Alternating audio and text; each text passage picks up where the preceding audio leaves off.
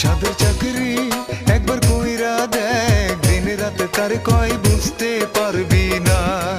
সাদের চাকরি